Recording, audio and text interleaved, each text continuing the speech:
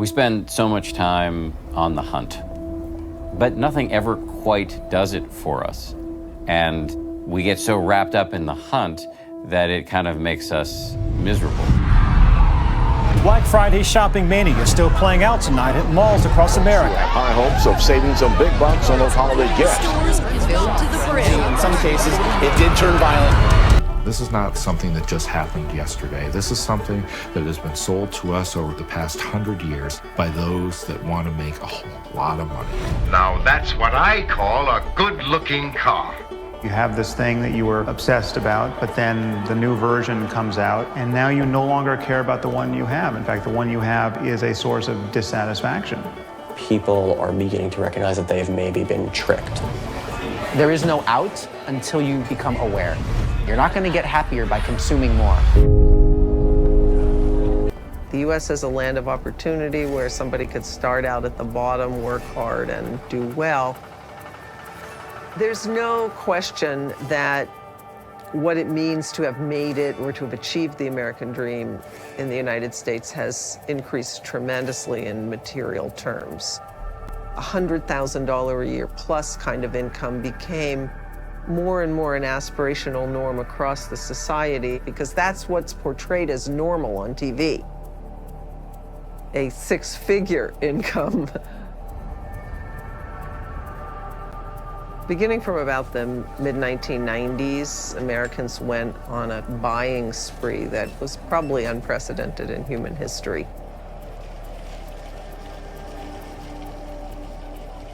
And a lot of it had to do with the cheapness of products coming mostly from China. Whether we're talking about fashion, electronics, all types of household goods.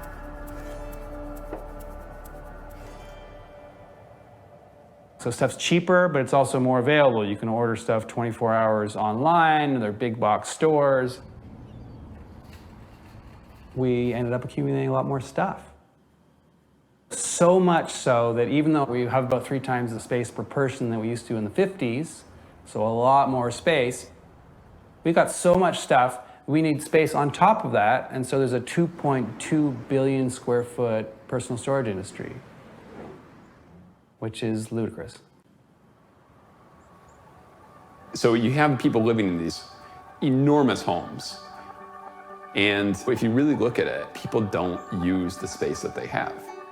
Someone did a study and they showed a heat map of like where people traveled inside their homes. Over the course of a normal day. It was a family of 4 and they were in a very average home.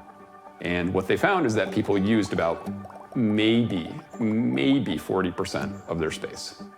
Nobody used the dining room. No one used the living room. There was a big, porch. No one used the porch. I mean, I'm not saying this is the way everyone lives. Some people use dining rooms, but it creates this big vacuum that you have to fill. So people are throwing all this crap into their homes that they don't need.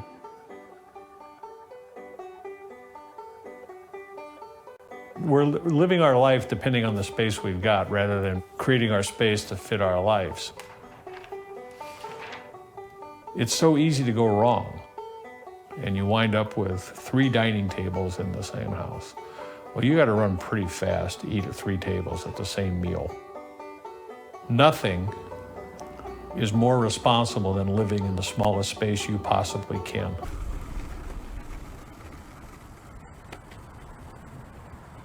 It got to a point in my life where I didn't know what was important anymore. Then, at some point when I was approaching 30 years old, I noticed something different about my best friend of 20-something years. Josh, he seemed happy for the first time in a really long time, like truly happy, ecstatic. But I didn't understand why, because we had both worked at the same corporation. We had both wasted our 20s climbing the corporate ladder together. And he had been just as miserable as me. So I did what any good best friend would do. I took him out to a really nice lunch. I think we went to Subway. And I sat him down and I asked him a question. Why the hell are you so happy? He spent the next 20 minutes telling me about this thing called minimalism. Before I discovered minimalism, I think my life looked like pretty much anyone else's. I had a lot of stuff. Hundreds, thousands of books. DVDs and VHSs, closets full of expensive clothes. All of these things that I brought into my life without questioning. But when I started letting go, I started feeling freer and happier and lighter. And now as a minimalist, every possession serves a purpose or brings me joy. I have a bed and a chair and a radio, and I have some furniture in my dining room. In my kitchen, I have appliances. I don't have any excess stuff. Everything that I look around at, I have to be able to justify to myself, not to anyone else, but just justify to myself. Does this add value to my life? And if not, I have to be willing to let go.